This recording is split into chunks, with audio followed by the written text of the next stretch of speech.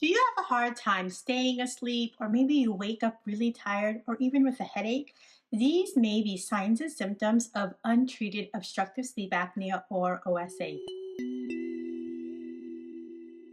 Hi ladies, welcome back to the Sleep Warrior channel. Who am I? I'm Dr. Val, an integrative sleep medicine physician and women's sleep expert with over 11 years of experience in helping women just like you.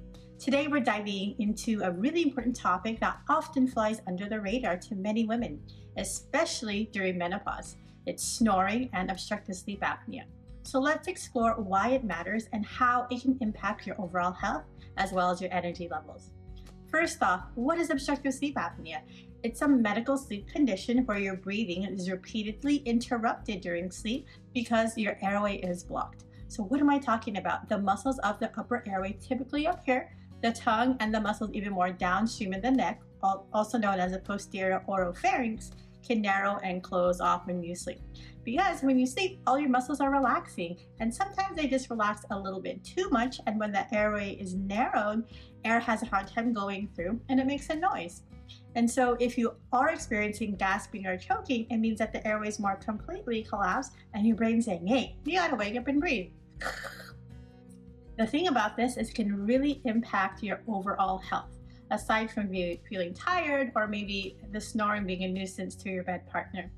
Did you know that up to 90% of women who potentially have obstructive sleep apnea are yet to be diagnosed? Well, why is that? Oftentimes, women don't have these classic symptoms of snoring, gasping, or choking. What do women report? Maybe it's insomnia, difficulty staying asleep, waking up at 2 or 3 a.m. and just can't fall back asleep. Perhaps you're waking up to urinate, have a morning headache, or just really moody and really tired.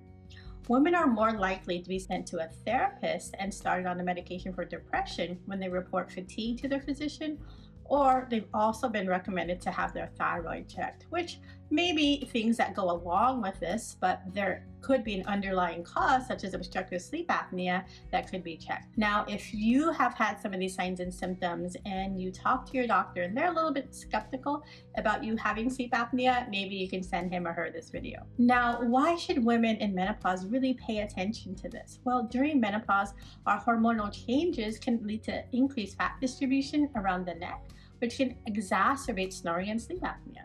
Studies also show that women going through menopause are at higher risk for these sleep conditions because we have fluctuating and lower levels of estrogen and progesterone that keep our muscles nice and strong.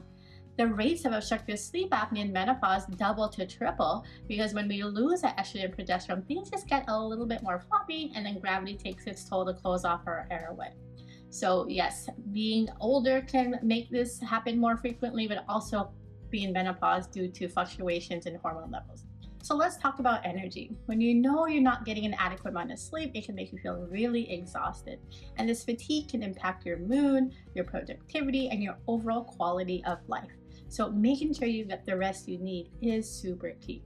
But beyond energy, there are health implications that we need to talk about.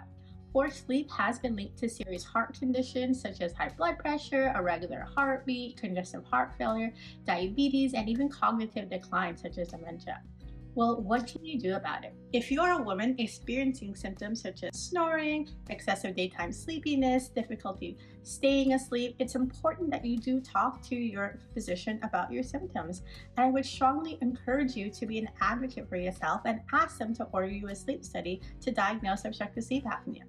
And if you don't have a primary care physician, or maybe they're not on the fence with this, you can go straight to testing. There's an online company called Lofta.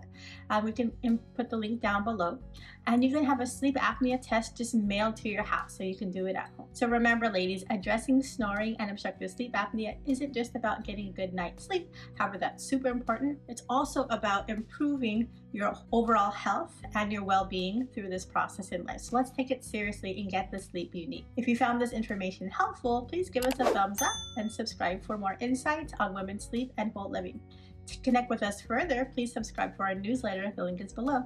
Until next time, ladies, sleep well.